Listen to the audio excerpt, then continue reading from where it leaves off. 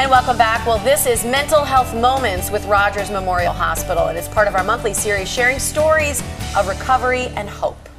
And today our focus is on preparing emotionally for college. It's time that's often filled with lots of change and challenges. Now, Sue McKenzie is with Rogers in Health. She's also with the Wisconsin Initiative for Stigma Elimination. And Dr. Rachel Leonard is a behavior specialist with Rogers Memorial Hospital. Yeah. Good morning, ladies. Thanks for being here. Thanks for being here. This is an important topic this time of year with all these kids going off to college.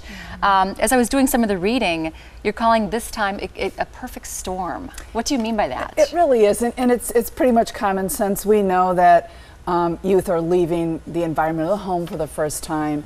They are going to be in environments where alcohol and drugs are more accessible, and there's a lot less restrictions. It's also a time period where mental health, if a mental illness hasn't shown itself already, there's a very good chance it's going to show itself during the college years. And so people may be experiencing early symptoms without that context of family and people who know what's normal and typical for them. And then you add, it's transition, and for any of us when we make a transition, there's a time of chaos, and so we need to figure out that whole storm that can lead to problems. This is an important time to watch then, because if there wasn't problems before, you're saying this is when they might manifest themselves. Okay. Or if there were problems, you might have had a plan in place and you're expecting this young adult to go out and maintain that plan in a whole new environment. Well, and that brings up a great point for you, Dr. Leonard, is, you know, as family and friends, oftentimes there is a plan in place, or you're comfortable or understand some of those symptoms or signs of problems, but as bystanders, like a roommate or new people, or just as somebody who is a friend of someone on campus, what can they do when they see something that they may suspect needs attention? So one thing that I think can be really helpful is to normalize that this transition can be really tough for people. For everyone, right? For anybody. And then to have some of those conversations. And if you think somebody might be struggling with depression, anxiety, or even thinking about suicide, having that conversation is really important. And I think a lot of times people worry that directly asking about these things might make them worse, when in fact it's actually a really important conversation to have to identify people who may need some more help.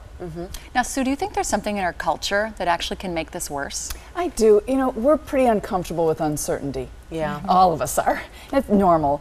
So we tend to guide people around transitions, moving them to the other side of that transitional period. So we have these high expectations of, oh, it's going to be a blast, you're going to have so many friends and so many opportunities, when probably we need to have some conversation about, and for a while it's not going to feel great. And it's going to be difficult to figure out how to make decisions around alcohol when it's so much more prevalent for you. Right. So we need to be okay and teach ourselves the skills of dealing with uncertainty. And there's academic pressure too that you're piling on. A lot of expectations. You know? Yeah, how do we do that? I think of my niece who's going off to college, and I've said those exact words to her. I'm so excited for you to meet new friends and have new experiences and be in a place where you can start new and create the kind of future that you're looking forward to, but that does put some pressure on someone. And if they're not feeling like, I haven't made a lot of friends, or I'm not fitting in, or I'm not having a lot of fun, that can probably take some toll on their self-worth and think that it's their fault. So how do we help them manage that uncertainty? How do we, what's the process there? So I think there are a few key things that can be really helpful for anybody going through a transition.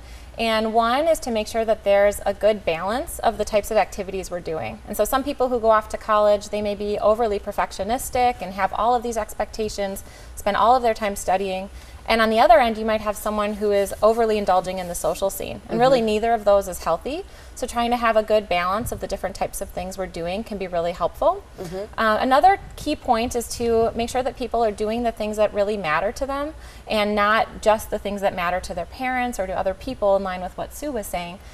So having people identify their values and make sure that their college major and their activities, it's really in line with their own values so that they can have a more fulfilling life. And that's the time when you decide on many of your own values, is once you have that independence and that freedom to make decisions for yourself. It's a really important time. Definitely. And some of the things you were talking about is part of a program that you work with called Focus, right? Yeah, so I work with a program where we treat young adults suffering from depression and anxiety that often comes up during these transitions to college or the workforce and interferes with their ability to really make that successful transition.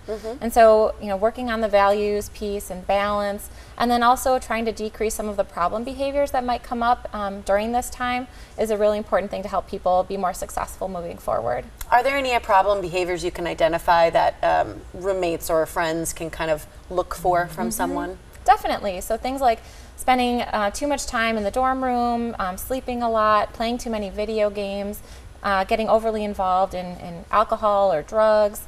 Self-harm is a big one that we see. So if you see some of these behaviors, having that conversation, and then if it is really getting in the way of their ability to function, trying to get them into some treatment.